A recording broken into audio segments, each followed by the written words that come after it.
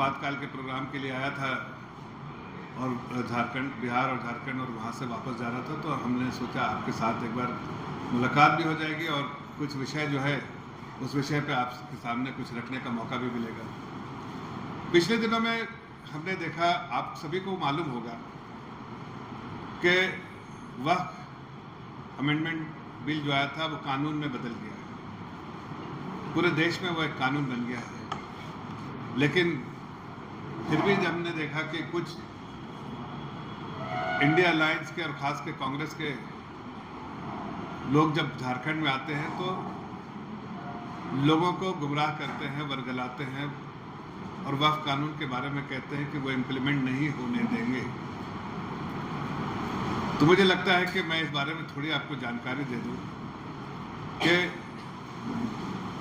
वक्फ जो है, वक्फ amendment bill जो है अब तो कानून में तब्दील हो गया और उसकी इम्प्लीमेंटेशन भी शुरू हो गई। जो लोग ऐसा कहते हैं और लोगों को गुमराह करते हैं और आकर खास के जो अपोजिशन में बैठे हैं लोग, वो जो इस तरह की बातें करके जाते हैं वो सरासर गलत है और हकीकत से परे है। मैं समझता हूं कि उनके कांग्रेस पार्टी के एक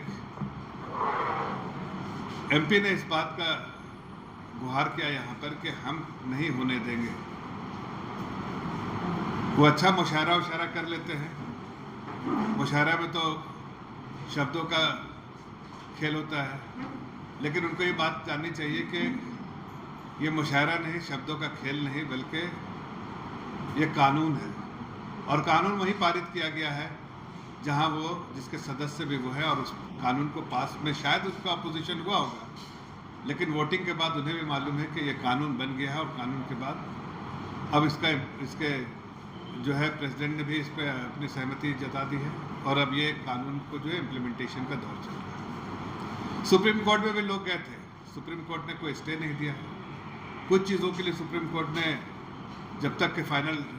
वर्डिक्ट ना आए उस वक्त तक के लिए एक दो चीज़ें रोक के रखी है, बाकी सारी चीज़ें के लिए सुप्रीम कोर्ट को कोई आपत्ति नहीं है और उसने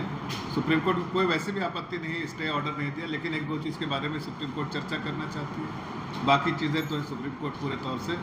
वो इजाज़त दे दी। ऐसे में किसी का आके कहना गलत है और वो लगता है कि समाज को कहीं ना कहीं, खास के मुस्लिम समाज को, जिससे मैं भी आता हूँ और इसलिए मैं सोचा आप लोगों से इस बात पर चर्चा करूँ कि मुस्लिम समाज को बार बार कटघरे में खड़ा करने का काम कांग्रेस पार्टी करती है। कांग्रेस पार्टी ने कभी मुस्लिम समाज का उत्थान किया नहीं है, लेकिन हाँ उनको वोट बैंक की तरह, अपनी जागीर की तरह इस्तेमाल किया है। लेकिन वक्त बदल रहा है, समय बदल रहा है और समय बदलते हुए मुस्लिम समाज को भी इस बात का एहसास होने लगा है कि हम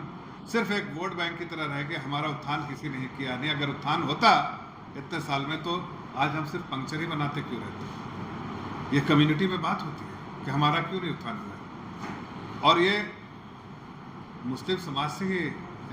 उन्होंने कभी भी कांग्रेस पार्टी में और उस मुस्लिम समाज से वो आते हैं और वो मुस्लिम समाज के उत्थान के लिए कभी बात नहीं करते, लेकिन हाँ मुस्लिम समाज को वोट बैंक में कैसे रखा जाए, उसको कैसे डरा के माहौल में रखा जाए, डरते समय सहमते जो है माहौल में रहेगा आदमी तो शायद वोट बैंक की तरह रहेगा। ये उनका जो सालों का जो तरीका था वो बार बार इस्तेमाल करते हैं, लेकिन अब मुस्लिम समाज भी समझ गया है कि ऐसे पैतरे और ऐसे स्टंट जो है बैकफायर करेंगे और इसका कोई फ़ायदा नहीं। इसलिए कि ये वक्फ कानून आया है इसीलिए कि मुस्लिम समाज के उत्थान के लिए। मुस्लिम समाज ने, अगर आप देखें तो जो मुतवल्लीज़ हैं और वक्फ के जो रिलीजियस लोग हैं जिनको नॉमिनेशन मिलता है, उनमें हमने कोई इस पूरे जो अमेंडमेंट में कुछ नहीं किया है। उनको पूरी आज़ादी है, जो रिलीजियस काम है उसमें कोई पूरी आज़ादी है। मुस्लिम समाज के ही लोग रहेंगे और उसमें उनको कोई भी इनके लिए हस्तक्षेप नहीं है। सिर्फ अमेंडमेंट क्या चीज़ हुआ है, अमेंडमेंट ये हुआ कि जिस तरह से करप्शन था, जिस तरह से ये दान है ना, ये जो मुस्लिम समाज के लोग, जो अमीर लोग जो दान करते हैं ऊपर वाले के अल्लाह के नाम पे करते हैं, जो उनका डेफिनेशन है वक्फ का डेफिनेशन है कि भगवान के नाम पे, अल्लाह के नाम पे ये उसके वास्ते करते हैं और इसका सीधा फ़ायदा जो है उस समाज के गरीब लोगों का होना चाहिए। ये गरीब लोगों का फ़ायदा ही नहीं हो रहा था। इसलिए आदरणीय प्रधानमंत्री जी ने देखा कि वक्फ की इतनी प्रॉपर्टी है, आमदनी कुछ नहीं, प्रॉपर्टी जो है बहुत है, लेकिन उसका फायदा किसको हो रहा है? तो फायदा जब उसकी जानकारी पूरी ली गई, बहुत सारे कोशिश किए उसको सुधारने के लिए, नहीं सुधरा, तो जानकारी जब ली गई तो इसमें सब उससे पता चला कि इसमें बड़े बड़े लोग, समाज के बड़े बड़े लोग इसमें इन्वॉल्व हैं और इसका फायदा उनको हो रहा है, लेकिन गरीब आदमी को नहीं हो रहा। आदरणीय प्रधानमंत्री जी ने एक बार नहीं अनेक बार कहा है कि हम गरीब मुसलमानों को और गरीब जनता को, चाहे कोई धर्म का हो, उसका उत्थान करना चाहते हैं, उसको मजबूती से पकड़ते हैं, उसको उठाना चाहते हैं। लेकिन कांग्रेस और उसके स्लीपर सेल जो है ना, देश में कभी भी मुस्लिम समाज को कहीं ना कहीं गुमराह करते हैं और उनका उत्थान नहीं होने देना चाहते हैं। इसलिए प्रधानमंत्री जी ने पूरा संशोधन ऐसा किया है कि इसका सीधा सीधा फायदा जो है मुस्लिम समाज के लोगों को और उनके फायदे के लिए। अब देखिए, इतनी बड़ी 9 लाख से ऊपर करोड़ की संपत्ति में आमदनी क्या है? मामूली, मतलब 1% भी आमदनी नहीं। जिस जगह आमदनी होनी चाहिए 1 लाख करोड़, 2 लाख करोड़, वहाँ आमदनी बिल्कुल मामूली सा आमदनी 1000 है। तो इसलिए ज़रूरी है कि इसमें संशोधन करना चाहिए था। अब संशोधन के बाद जो है, देखिए किस तरह से लोग गुमराह कर रहे हैं। एक है वक्फ के काम को देखने के लिए, उसमें मुतवल्ली रहेंगे, उसमें और मौक़िफ़ रहेंगे, लेकिन उसमें कोई हस्तक्षेप सारे मुस्लिम समाज से लोग होंगे। अब इन्हें दिक्कत है कि अगर एडमिनिस्ट्रेटिव काम में अगर कोई और आ जाए, किसी और धर्म से आ जाए तो उससे मुश्किल है। भाई किसी धर्म से हो, मेरे भाई किसी धर्म से हो, उसका काम एडमिनिस्ट्रेटिव काम है, उसके एक्सपर्टीज़ का काम है, उससे जो अच्छा उस वक्त को मैनेजमेंट में अच्छा काम होगा, उसके लिए जानकारी होगा। ऐसा नहीं कि कोई एक गुट बन जाए और गुट बन के वक्त की प्रॉपर्टी को किसी न किसी तरह बेच दिया जाए। इसलिए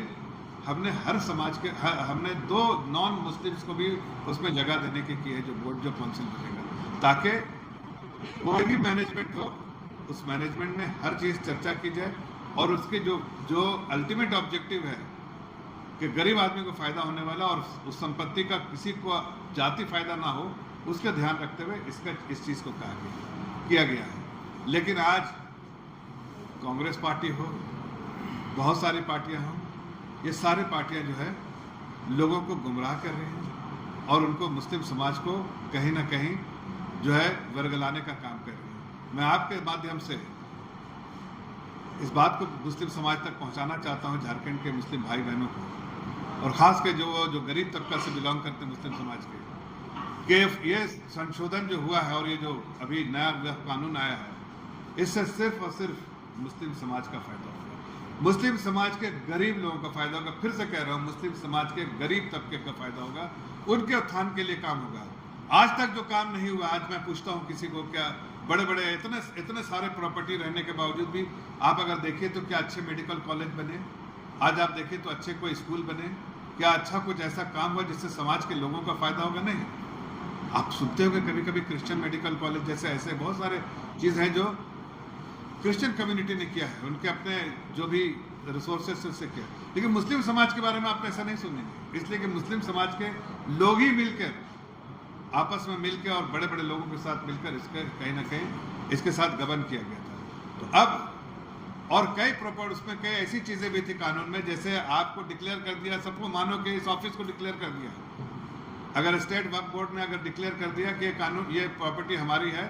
तो फिर इनको प्रूव करना है कि इस बिल्डिंग के ओनर को प्रूव करना है कि ये बिल्डिंग हमारी है, ये वक्फ की नहीं है। तो ये संशोधन करके बहुत सरल तरीके से किया गया है कि आप दान दीजिए, जिस मुस्लिम को दान देना है दान दे,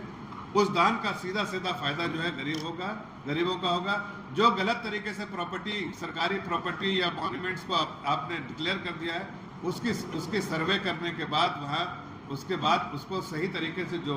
वक्फ में जो वक्फ का नहीं, सरकार के पास जाएगा और जेन्युइन तरीके से इस वक्फ की प्रॉपर्टी का मैनेजमेंट होगा और इससे मुस्लिम समाज का उत्थान होगा। आगे आने वाले कुछ सालों में आप देखेंगे ये संशोधन बिल जो आज आया, ये जो वक्फ कानून आया है नया, उसका सबसे बड़ा हिमायती मुस्लिम समाज के गरीब